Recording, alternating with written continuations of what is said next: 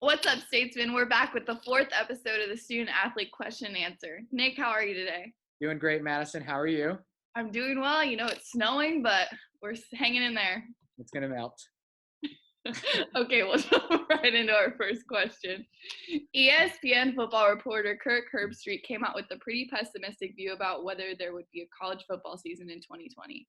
What are your thoughts on the possibility of having a 2020 college football season? Yeah, I think that I do believe it's going to happen. Does that mean that, you have the amount of fans that you've always had at a game?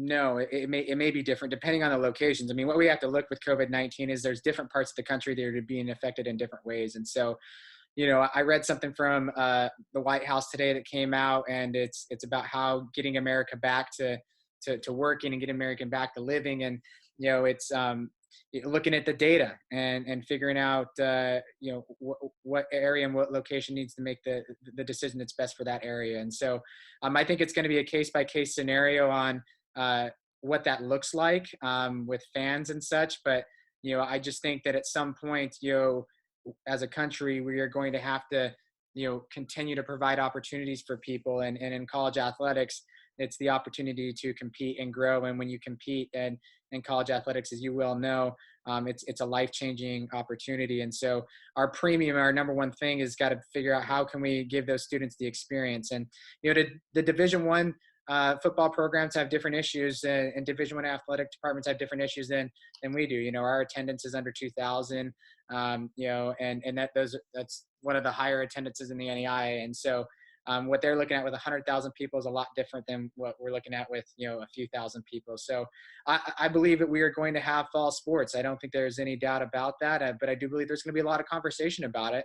And in the end, we have to make the right decision and for everyone involved. And in the same respect, as we go forward, I mean, we've really been experiencing this in America for the last month and a half. And so, August and September, that's a long time away. And so what I encourage our leaders at all levels in college athletics to do right now is just, let's take a deep breath and let's know that we have to make decisions going forward, but we don't need to make them today. And so I think our leadership in college athletics it really understands that. Mm-hmm. With that being said, what preparations are you making for 2021, being that there is so much uncertainty? Yeah, we're preparing for everything. Okay, we're preparing for limited social distancing with seating, and but we're preparing to play. We're preparing to have our student athletes here. I feel very strongly that things are going to come back to some sense of normal. And so, we're doing all of our promotions, and our athletic operations team met today and figuring out, what are we doing for all these games, and those games are starting in August. And so, but we do have some contingency plans on, what does it look like if we have to have some type of social distancing? And so we're preparing for all that. But, number one, most important is that student athlete safety and experience. And we feel like we're going to be able to have a safe environment. Again, August is a long time away. We feel like we're gonna have a safe environment and safe for our fans and safe for our student athletes, and with our facilities that we think that's something that we're gonna be able to do at a high level. And so, but in this time of uncertainty, I mean, gosh, think about 1st of March. Your team with the women's golf team, you guys are down south preparing for your season, and you never even got to play a tournament. And so things change so quickly. But and again, we have to remind ourselves that was just a month and a half ago. And we have 3+ months until students are starting to report back to campus, more than that, 4 months. And so that's a lot of time. And I think we just have to remember that. But, we just got to continue to work and prepare. We're preparing for the future. Our coaches are recruiting. Our student athletes are excited.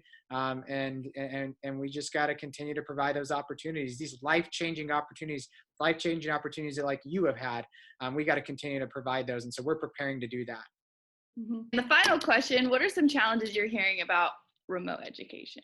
Yeah, what we're really hearing is that students appreciate face-to-face education. And, I think that when your student is on campus, it's always like, oh, I want to take an online class, and it's just different. I think there's just such value to that formal face-to-face education where you're getting that real close dialogue with a high level academic instructor. And so that's what we're hearing a lot, is just the desire and to want to be face to face with our faculty. And our faculty are so good in this small class setting, about 16 or 17 students to one per class, and that's why a lot of people choose a small college as well. So the quicker we can get back to that, the quicker it's going to be really good for everyone, and providing the foundation for their future. And there are some challenges as well with some students, depending on their location and just their background and their ability to have access to internet, or even a proper computer for Zoom and things like that. But our students have handled it incredibly well. In some of our classes, attendance has actually been up. And some in other classes, maybe it's not as high as it was on a face-to-face education. But I think when it really comes down to it, is that our students have expressed a deep appreciation for that face-to-face education with our faculty members, our high-level faculty members. And it's probably something that you probably have a desire for too as a student. It's definitely different for sure, but we're all ready to get back to campus. Grow and learn from one another. So the quicker we can get back to that, the better for just our society as a whole and for our students. So we're excited and looking forward to it. Well, thank you for taking some time out of your schedule today, Nick. Yep. We'll see you later, Madison.